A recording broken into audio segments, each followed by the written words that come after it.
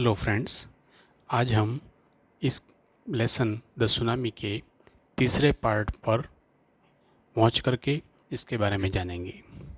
इस तीसरे पार्ट में हम देखते हैं, इस अंश में एक बच्चे के फ़ोटो के माध्यम से कल्पना करने की बात कही गई है, जिसमें बच्चा अपने कुत्ते को गोदी में रखकर समुद्र के किनारे एक निर्जन स्थान पर बैठा हुआ है और कहा गया है कि सोचिए कि क्या दृश्य बता रहा है। हम देखते हैं आगे, जब लेसन स्टार्ट होता है तो भारत और श्रीलंका में सुनामी आने से पूर्व जंगली और पालतू जानवरों को पहले से ही ऐसी अप्रिय घटना का पता चल गया था, ऐसा वर्णन यहाँ पर किया गया है। हम देखते हैं कि कुछ प्रत्यक्षदर्शियों के अनुसार वे जानवर पहले ही सुरक्षित स्थान पर पहुंच गए। हाथी चिंगाड़ते हुए ऊंचे स्थानों पर चले गए। कुत्ते घर से बाहर निकलना नहीं चाहते थे। फ्लेमिंगो ने नीचे के स्थानों पर अपने घोंसले छोड़ दिए और चिड़ियाघर के जानवरों ने अपने शरण स्थान में घुसकर बाहर आने से मना कर दिया। बहुत से लोगों का विश्वास है कि जानवरों की छठी इंद्रिय धरती की हलचल को उन्हें पहले ही बता देती है। वे मनुष्यों के पहले ही धरती में उत्पन्न कंपन को महसूस कर लेते हैं।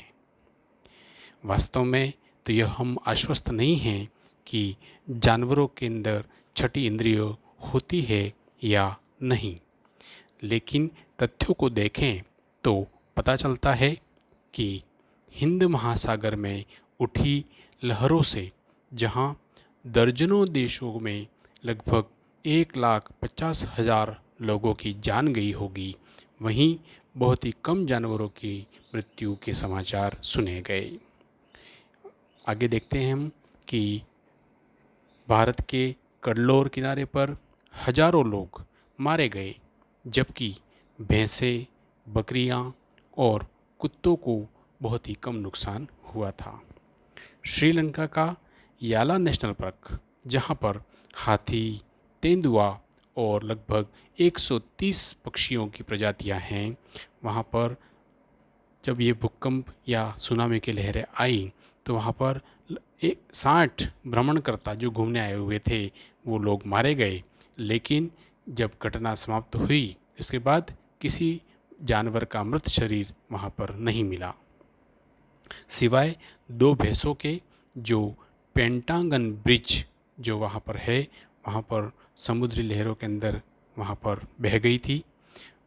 कुछ लोगों ने जैसे कि पहले देखा कि जब पेंटागन ब्रिज पर समुद्री लहरें आई तो कुछ लोगों ने वहाँ पर हाथियों को ऊंची जगहों की तरफ भागते हुए भी देखा था।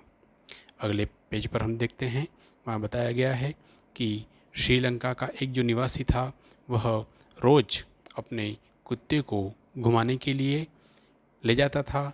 उसके कुत्ते घूमने जाने के लिए इतने उत्सुक हुआ करते थे, लेकिन उस 26 दिसंबर के दिन वह बाहर निकलने से मना कर देते हैं और इस प्रकार से वह अपने मालिक की भी जान बचा लेते हैं। इस प्रकार हमारा यह लेसन जो है सुनामी की घटनाओं का वर्णन करता है और इसके बाद हम यहीं पे समाप्त करते हैं।